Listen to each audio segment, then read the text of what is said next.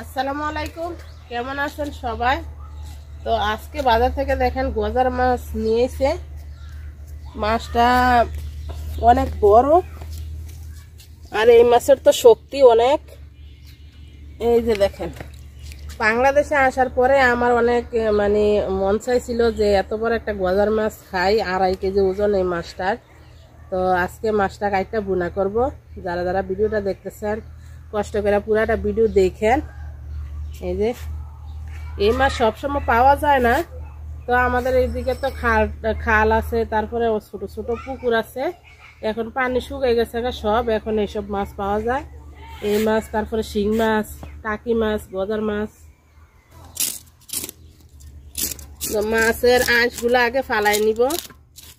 মাছের আঁশগুলো অনেক বড় বড়।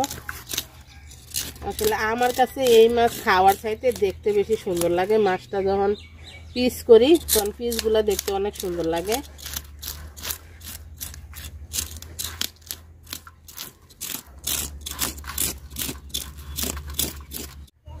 মাছের আঁশগুলো আমি সুন্দর করে ফালাই নিছি। মাছ এখনো লড়ে।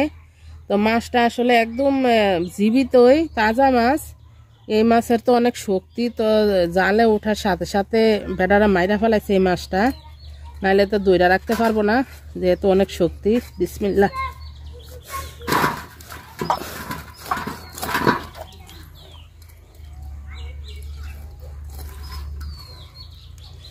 মাথাটা দিয়ে আমি লাউ রান্না করে খাবো। মাথাটা রাখা দিব, আমার গাছে লাউ আছে। কত বড় মাথাটা দেখে।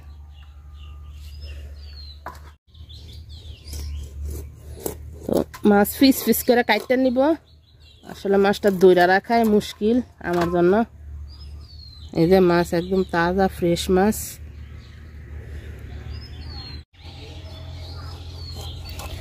তো মাছ পিস পিস করে কাটতে নিব এরকম করে। এই মাছের পিসগুলা দেখতে অনেক সুন্দর, গোল গোল। তো প্রতিদিন তো আমার বাড়ির সবজি দিয়ে রান্না করি মাছ। আজকে আমি মশলা বাইটটা মাছ রান্না করব।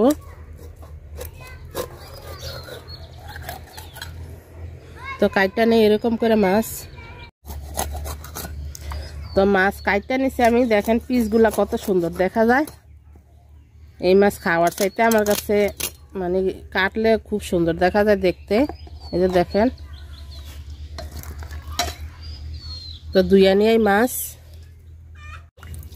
তো মাছগুলা দেখেন আমি একদম সুন্দর করে ধুইয়া নিছি। তো সাইকে রাইখা দিব জাহিতে নিয়ে।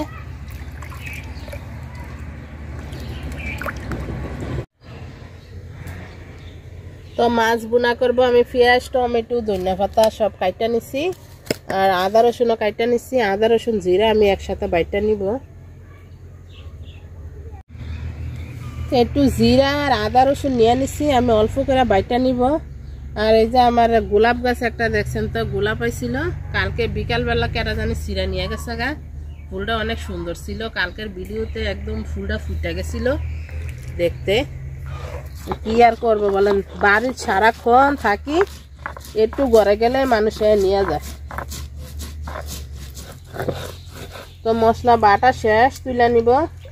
আজকে এত পরিমাণ ঠান্ডা আর কুয়াশা পড়ছে, মনে হয় 12টা বাজে, এখনো রোদের চিহ্ন নাই। আর পাখিগুলো আজকে আমার বাড়িতে আসে না, মনে হয় শীতের জন্য। তো মাছ আমি হলুদ গুঁড়া লবণ দিয়ে মাখায় নিব। লবণ দিয়ে দিলাম আর দিয়ে দিব হলুদ গুঁড়া। তো মাছ মাখায় নেই।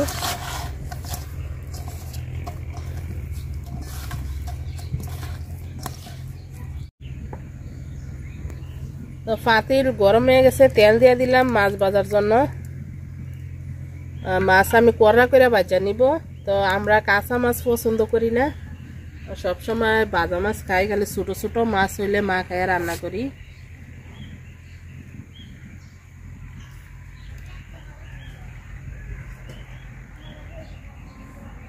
আজকে দেখেন কি পরিমাণ কুয়াশা পড়ছে।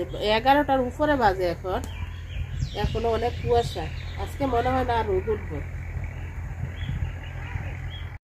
মাছ আমি হলুদ আর লবণ দিয়ে মাখায় নিছি, আর আমার পাতিলের তেলও গরম হয়ে গেছে। মাছ ভাজা নিব লাল লাল করে।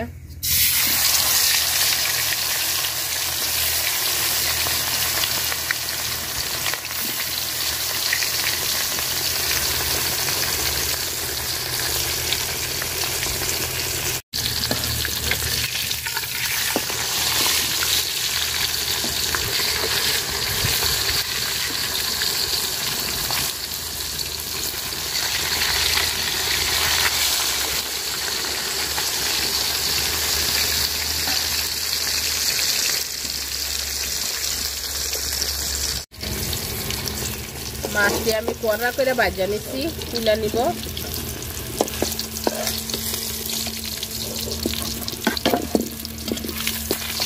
লাল লাল করে ভাজা নিচ্ছি। মাছ ভাজার তেলে আমি আরেকটু তেল দিয়ে দিলাম, অল্প একটু দিলাম। পেঁয়াজ দিয়ে দিলাম।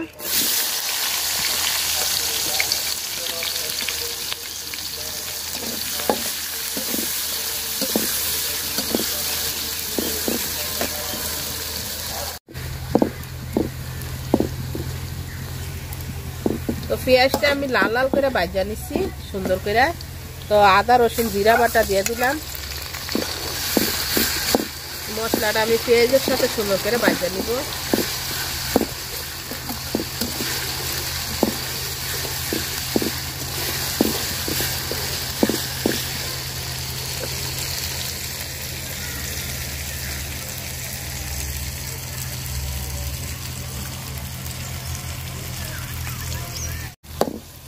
তো মশলাটা আমি সুন্দর করে ভাজা নিচ্ছি, ঝোলের পানি দিয়ে দিলাম।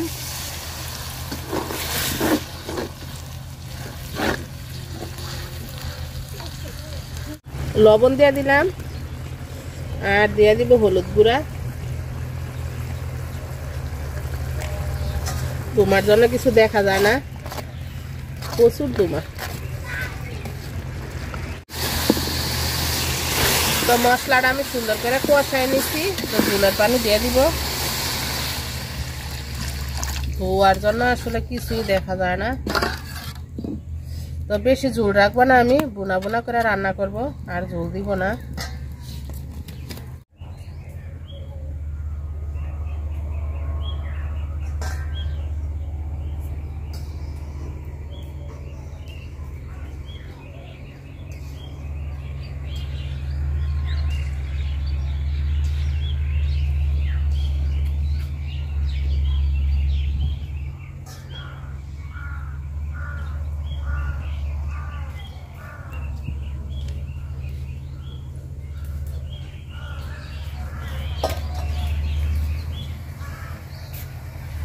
ঝোলের পানি আমার বলক আসা গেছে। তো মাছ দিয়ে দিব সবগুলা।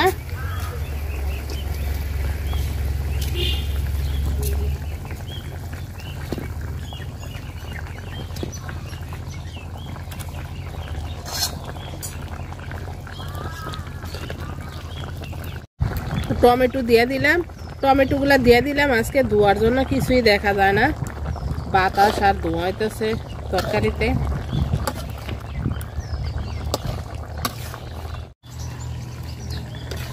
তরকারি আমার প্রায় হয়ে গেছে। বেশি করে ধনিয়া পাতা দিয়ে দিব, একদম পিওর দেশি ধনিয়া পাতা দিয়ে নামাই নিব।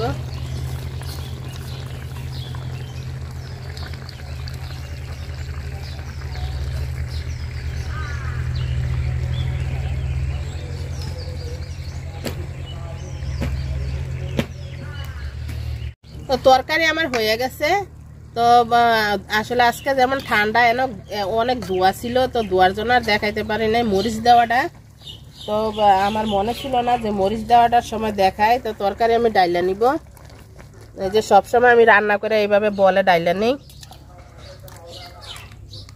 তো যারা যারা এতক্ষণ ধরে ভিডিওটা দেখছেন সবাই অনেক অনেক ধন্যবাদ।